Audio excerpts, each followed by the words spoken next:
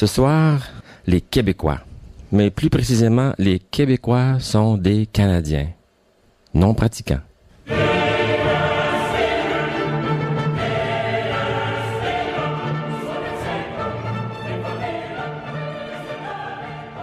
J'assistais, l'année dernière, je pense, à un service funèbre.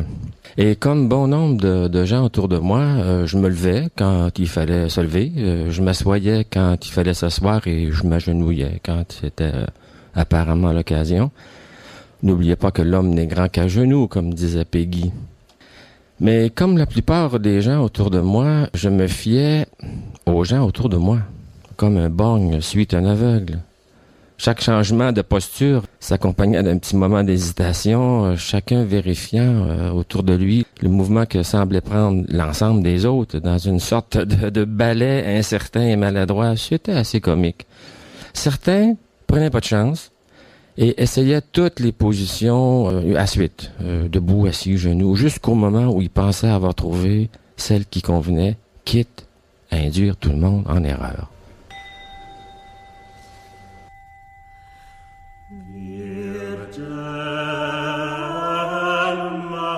À un moment donné, je me suis rendu compte dans l'église qu'en avant, il y avait un homme à l'air religieux, assez religieux, mais habillé en civil. Et il se tenait dans le chœur, seul avec lui-même, face à l'auditoire. Il suivait la cérémonie dans un livre, mais il n'avait pas l'air de participer d'aucune façon au rite proprement dit. De toute évidence, il m'a paru qu'il était là un peu pour marquer le pas, si vous voulez. Donc, je me suis dit, il suffisait de calquer mon comportement sur le sien et le tour serait joué. Donc, j'ai pris mon air de celui qui sait. J'ai été prof d'université pendant 30 ans, je sais ce qu'il faut faire un peu. Hein? Et j'ai fait un signe de la tête aux gens autour de moi. Enseigner, ça consiste souvent à affirmer avec autorité ce que les autres ignorent encore. Alors, je leur ai fait un petit signe. Tout ira bien. Faites comme moi. À l'évidence, les gens autour de moi, la plupart des gens n'avaient pas mis les pieds à l'église depuis leur dernier baptême ou mariage ou leur dernier enterrement. Mais pas le leur, là, celui d'un voisin. Peu avaient la science du debout, genou, assis. Alors, je me suis mis un peu à réfléchir sur leurs convictions religieuses. Des chrétiens non pratiquants, comme moi.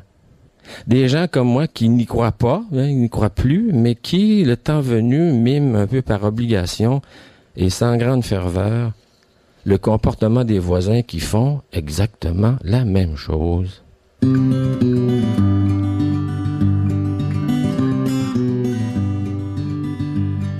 connais pas le nom des étoiles dans le ciel, ni des rivières, ni des oiseaux. Au moment de la communion, grand remue-ménage dans l'église, là je remarque un tel, je vous dirai pas son nom, je suis pas un délateur, mais je remarque un tel, l'air tout à fait pieux, en train de se rendre communier. Ma foi, j'ai dit à ma blonde, as-tu vu un tel? Non, mais c'est pas possible, c'est un représentant syndical, anarcho-socialiste, machin, un tel, blasphémateur invétéré, athée, convaincu. Oh, dis, occupe-toi pas de ça. Il doit y avoir quelqu'un à impressionner, sûrement un geste politique. Occupe-toi de ça. Alors, je pensais au mort. Je le connaissais bien, le mort, parce que c'était un ami. Mais je lui connaissais aucune conviction religieuse, lui non plus, aucune pratique. Fort heureusement pour lui, les bouffonneries debout, genoux, assis, c'était terminé. Comme disait mon beau-père, il va passer l'éternité couché. Mais pourquoi un service religieux, alors?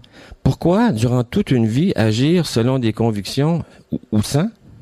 Et au dernier moment, choisir un rite religieux auquel, visiblement, on n'a jamais adhéré. Passer l'enfance. Pour pas prendre de chance. Puisqu'on est baptisé, tout ça, qu'on a toujours été catholique dans la famille, ce serait peut-être mal vu, voyez-vous, on sait jamais. Mieux vaut, s'il y a une vie éternelle, se rappeler de son passeport catholique avant le moment du départ. Amen. Mon frère est mort hier. En voyant le comportement des indécis autour de moi, l'église était pleine d'indécis, assis, debout, à genoux. Ça m'a rappelé autre chose et j'ai pensé tout de suite à un comportement québécois typique. Baptisé catholique, mais croyant à la réincarnation. On sait jamais. Libéraux à Ottawa, péquistes à Québec. Contre les fusions forcées, mais votant pour un maire pro-fusion, mais pour des conseillers contre fusion. Question d'équilibre, voyons. Élisant un bon gouvernement tout en sachant qu'il n'y aura pas de référendum, votant oui quand il faut voter oui. De toute façon, les sondages donnent le non gagnant. Votant non quand il faut voter non. Les Canadiens nous aiment tant. Sans grande ferveur, sans grande conviction profonde, ni dans un sens, ni dans l'autre. Je me suis demandé si les Québécois vont voter un jour pour l'indépendance. L'indépendance qu'ils préfèrent appeler prudemment souveraineté association, avec ou sans trait d'union, fédéralisme renouvelé ou société distincte. Est-ce qu'ils vont chercher toujours autour d'eux quelqu'un pour savoir s'il faut s'asseoir, s'agenouiller ou se tenir debout? Non. Au moment suprême, les Québécois vont s'en souvenir de leur passeport canadien. Comme l'a si bien dit Jean Paré, les Québécois sont des Canadiens non pratiquants.